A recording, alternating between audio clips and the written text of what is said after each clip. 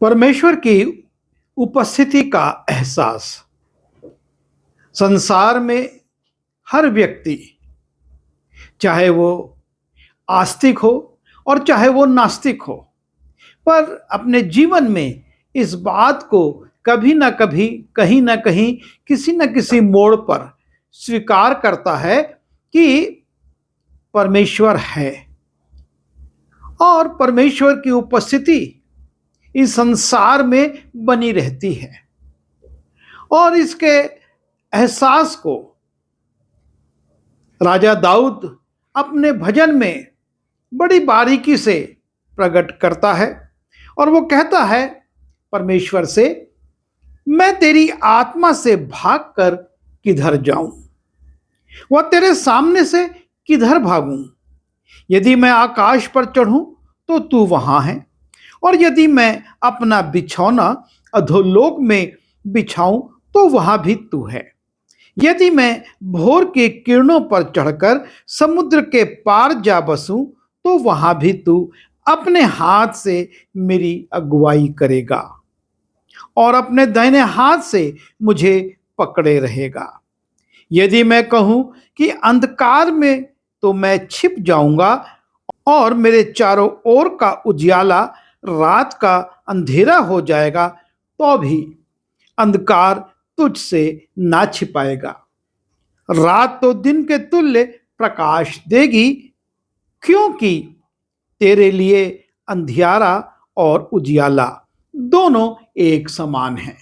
राजा दाऊद परमेश्वर की उपस्थिति का बयान करता है कि चाहे वो पृथ्वी का कोई सिरा हो और चाहे जीवन का कोई भाग हो, परमेश्वर उपस्थित रहता है।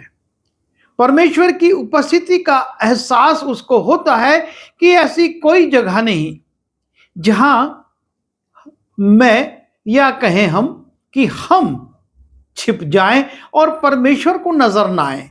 चाहे उजियाला हो, चाहे अंधियारा हो, चाहे पृथ्वी का छोर हो, चाहे अधोलोक हो, कोई भी स्थान हो, परमेश्वर उपस्थित रहता है।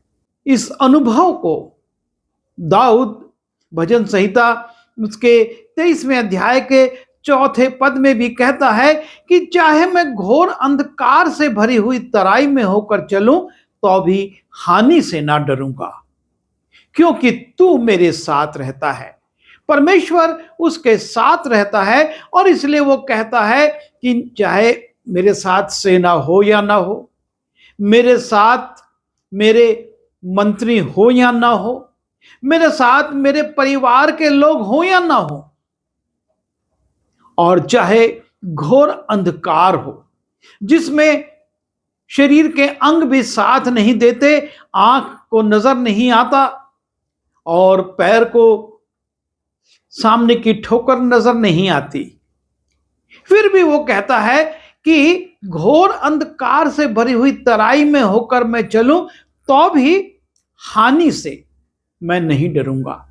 मैं ये जानता हूं कि वो अंधकार भी, वो घोर अंधकार से भरी हुई तराई भी मुझको हानि नहीं पहुंचा सकती है, क्योंकि परमेश्वर उसके साथ रहता है। और यह है परमेश्वर की उपस्थिति का एहसास कि वो अपने जीवन में हर स्थान में परमेश्वर की उपस्थिति को महसूस करता है। हमारे जीवन में कई बार ऐसे मौके आते हैं जब हम अपने आप को अकेला समझते हैं। हमको ऐसा लगता है कि ना तो हमारा कोई अपना है, ना कोई हमारा संसारिक मित्र है, और ना कोई हमारे साथ है जिसकी सहायता हमको मिले। और ऐसी विपरीत परिस्थितियों में भी परमेश्वर की उपस्थिति हमारे साथ रहती है। बहुत सारे ऐसे उदाहरण हैं जिनमें हम देखते हैं कि परमेश्वर अपनी उपस्थिति का एहसास भी अपने लोगों को कराता है।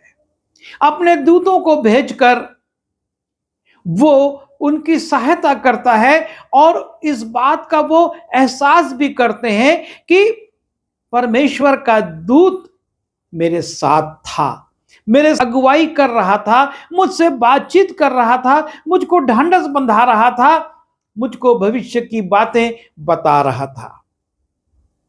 जब हम दानियल उसके 10वें अध्याय में जाते हैं और वहां पर हम देखते हैं दानियल एक स्वप्न देखता है। दानियल उस स्वप्न को देखता है पर उसका अर्थ उसको समझ में नहीं आता है कि ये कब होगा, कैसे होगा, किस रूप में होगा। और वो बड़ा बेचैन हो जाता है क्योंकि दानियल परमेश्वर की संगति में रहने वाला व्यक्ति था। परमेश्वर उस पर भविष्य के भेदों को प्रकट करता था।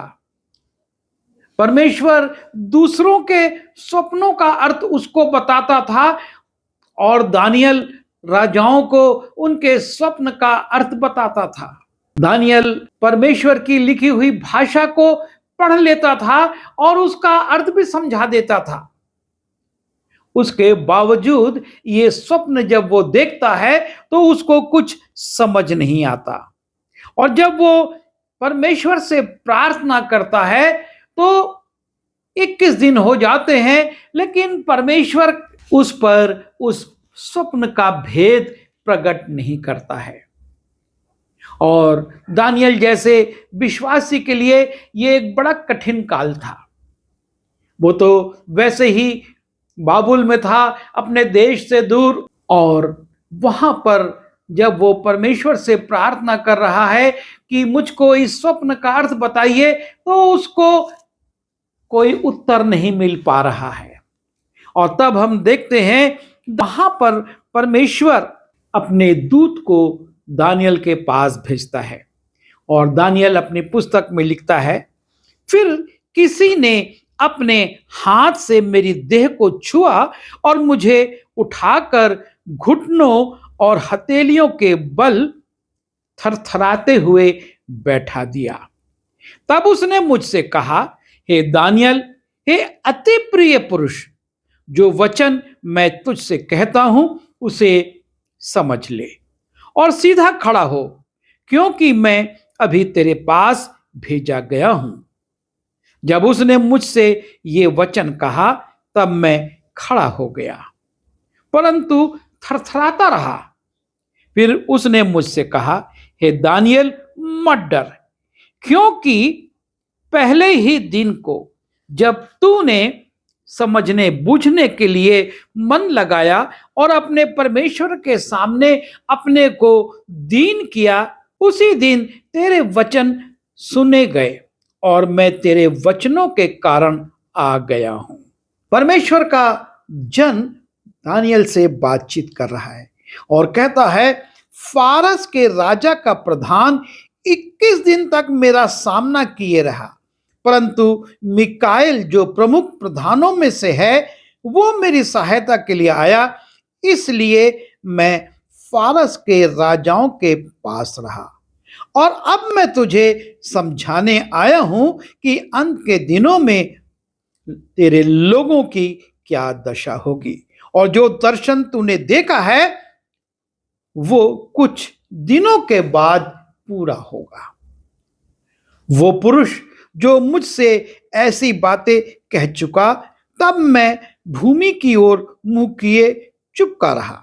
तब मनुष्य के समान किसी ने मेरे होंठ छुए और मेरे मुंह खोलकर बोलने लगा, और जो मेरे सामने खड़ा था उससे मैंने कहा, हे मेरे प्रभु, दर्शन की बातों के कारण मुझको पीड़ा सी उठी और मुझ में कुछ भी बल ना रहा।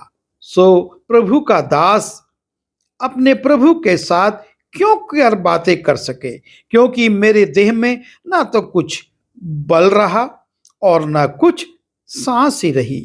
तब मनुष्य के समान किसी ने मुझे छूकर फिर मेरा हियाव बंधाया और उसने कहा, हे अति प्रिय पुरुष, मत डर, तुझे शांति मिले, तू दृढ़ हो और तेरा हियाव बंधा रहे।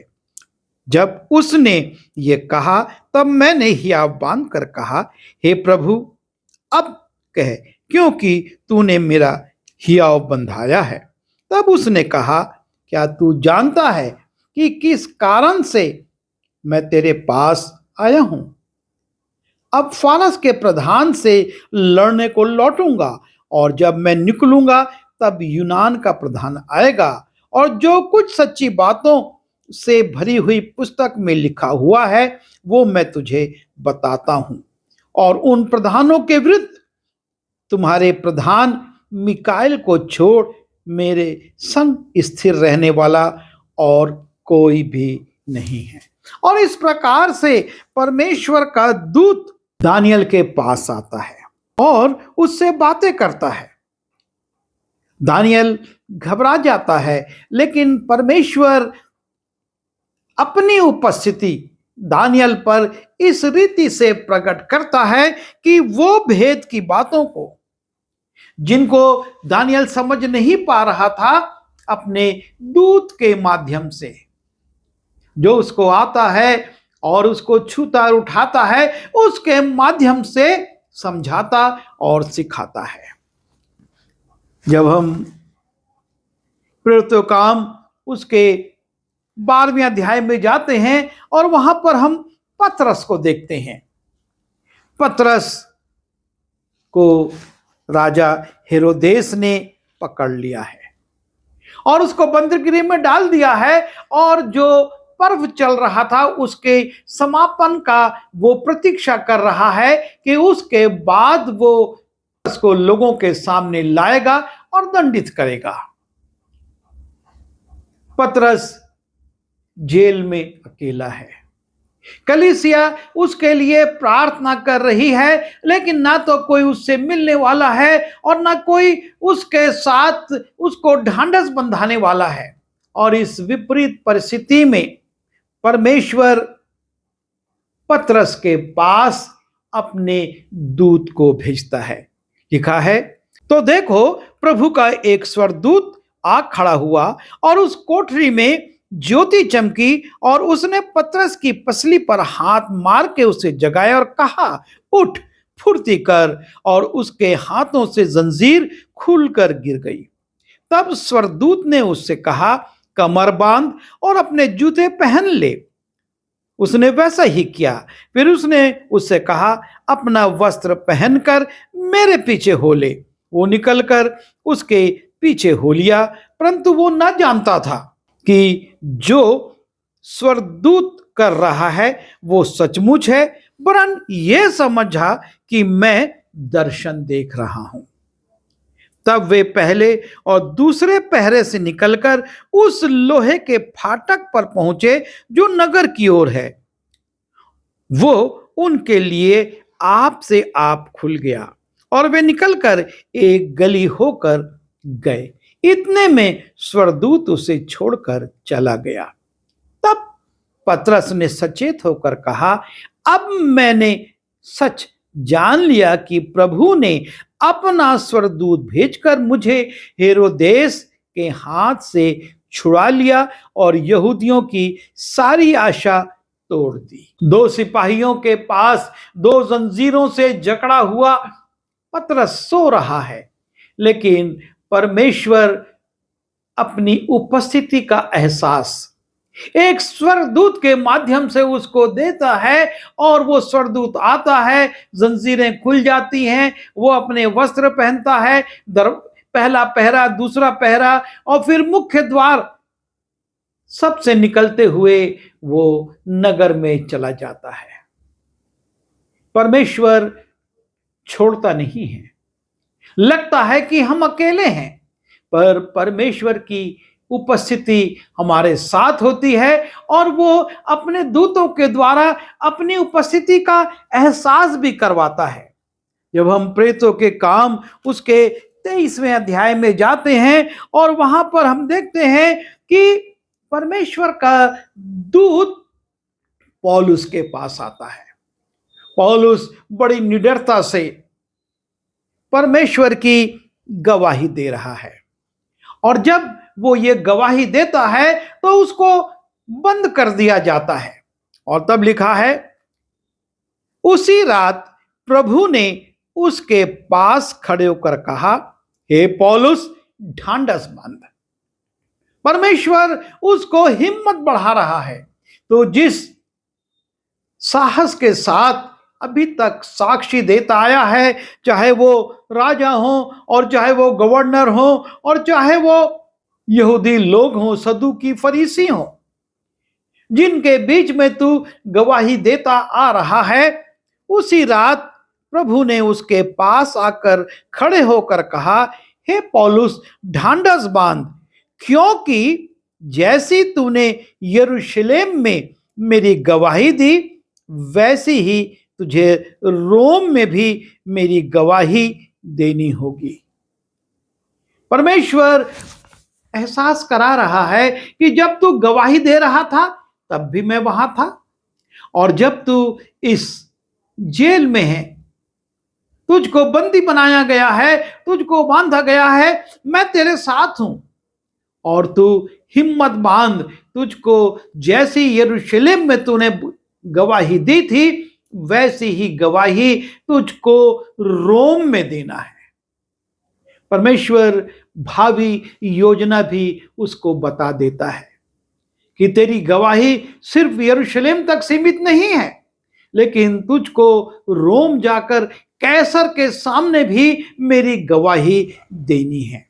और जब पौलुस रोम जा रहा है और रोम जाते हुए तूफान में जहाज फंस जाता है, एक भयंकर तूफान वहां पर आता है और उसमें वो जहाज फंसा हुआ है। पौलुस जहाज के यात्रियों से, जहाज के मल्लाहों से, जहाज के अधिकारियों से और उन सैनिकों से जो उसको ले जा रहे थे, उनसे कहता है, क्योंकि परमेश्वर जिसका मैं हूं और जिसकी सेवा करता हूं, उसके स्वर्गदूत ने आज रात मेरे पास आकर कहा। परमेश्वर का एक दूत इस तूफान में मेरे पास आया और उसने मुझसे कहा, पौलुस, मत डर, तुझे कैसर के सामने खड़ा होना अवश्य है। और देख, परमेश्वर ने सबको जो तेरे साथ यात्रा करते हैं तुझे दिया है। परमेश्वर उस तूफान में फंसे हुए जहाज में, जिसकी डूबने की संभावनाएं थी और लोग अपने जीवन के लिए चिंतित हो चुके थे, पौलुस से परमेश्वर अपनी उपस्थिति का एहसास करा रहा है, अपना दूत भेजता है और पौलुस इस बात की गवाही देता है कि इस तूफान में कोई नहीं आ सकता, पर परमेश्वर का दूत मेरे पास आया और उसने कहा कि तू मत डर, तू रोम जाएगा, तुझको कैसर के सामने खड़ा होना है। और इसलिए मैं ना सिर्फ तुझको, लेकिन इस जहाज में जितने लोग हैं सबको तेरे हाथ में सौंपता हूं। किसी के भी प्राणों की हानि नहीं हो गया, कोई भी नहीं मरेगा, सब सुरक्षित अपने अपने स्थान को पहुंचेंगे। यह है परमेश्वर की उपस्थिति, और वो विपरीत परिस्थितियों में भी अपनी उपस्थिति का एहसास कराकर लोगों के विश्वास को बढ़ाता है। परमेश्वर इस बात को प्रकट करता है कि परिस्थितियां कोई भी हो, चाहे स्वप्न के अर्थ को समझने की हो, चाहे जेल में हो, चाहे बंदी गृह में गवाही देने की बातें हो, और चाहे तूफान में फंसे हुए जहाज में, पर परमेश्वर हर जगह उपस्थित है। अपनी उपस्थिति का एहसास कराकर वो अपने लोगों के विश्वास को बढ़ाता है, उनको ढांढस बंधाता है, उनसे कहता है कि तुमको डरने की, भयभीत होने की, चिंतित होने की आवश्यकता नहीं है, मैं तेरे साथ हूं। परमेश्वर अपने दूतों के द्वारा सामर्थ्य देता है। हम यीशु मसीह के बारे में पढ़ते हैं, जब गतसमनी के बाग में यीशु मसीह बहुत तनाव में थे और अपने चेलों के साथ जाकर आगे बढ़कर दुआ कर रहे थे और उनका पसीना खून के रूप में बूंदे बन बनकर टपक रहा था। ऐसी परिस्थिति में जब यीशु मसीह अपने पिता से प्रार्थना कर रहे थे, लिखा है तब स्वर्ग से एक दूत उसको दिखाई दिया जो उसे सामर्थ्य देता था। क्योंकि यीशु मसीह मानव रूप में उस पीड़ा को उठा रहे थे और उस सलीब को पर उसको बलिदान होना था ताकि संसार के लोगों का, मनुष्य का उद्धार हो सके। और ऐसी विपरीत परिस्थिति में जब वो मानव रूप में था, लिखा है कि तब स्वर्ग से एक दूत उसको दिखाई दिया जो उसे सामर्थ देता था। और यीशु मसीह उस सामर्थ में बाहर निकलते हैं और अपने पकड़ने वालों से स्वयं पूछते, तुम किसकी खोज में हो, तुम किसे ढूंढ रहे हो। लोग घबरा जाते हैं, अरे ये ना भाग रहा है ना चिंतित हो रहा है, लेकिन ये तो खुद पूछ रहा और कह रहा मैं हूं, जिसे तुम ढूंढ रहे हो वो मैं हूं। और जब यहूदा इस्करियोती आता है, उससे भी वो कहता है, मित्र या तू मुझको चूम कर पकड़वाना चाहता है, क्योंकि उसको सब बातें मालूम है। पर वहां पर हम परमेश्वर की दूत की भी उपस्थिति को देखते हैं कि परमेश्वर कैसे अपने बेटे के साथ है और उसको सामर्थ दे रहा है, या बंधा रहा है कि उस उद्देश्य को जिसके लिए परमेश्वर ने योजना इस सृष्टि के पहले से बनाई थी, उसको पूरा करने के लिए वो सामर्थ पाए और उस कार्य को पूरा करे। और आज भी परमेश्वर हमको छोड़ता नहीं है, वो हमारे साथ साथ रहता है। और जब ऐसी विपरीत परिस्थितियां आती हैं, वो अपनी उपस्थिति को भी हम पर प्रकट करता, ताकि हम विश्वास में आगे बढ़ें, हम विश्वास में दृढ़ हो और किसी रीति से अपने विश्वास से डिग ना जाएं।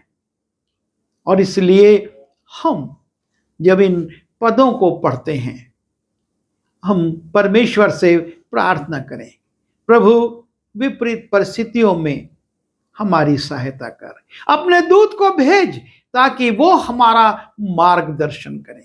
पतरस को स्वर्गदूत ले गया, उसका मार्गदर्शन उसने किया और छुटकारा दिलाया। पौलुस को भी वो दूत भविष्य की बात बताता, तुझको जैसी गवाही तूने यरूशलेम में दी है, रोम में भी देनी है।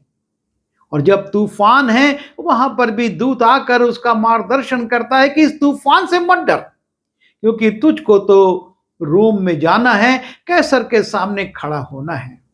और वैसे ही यीशु मसीह को भी वो दूत सामर्थ देता है और यीशु मसीह सारे कामों को पूरा करते हैं।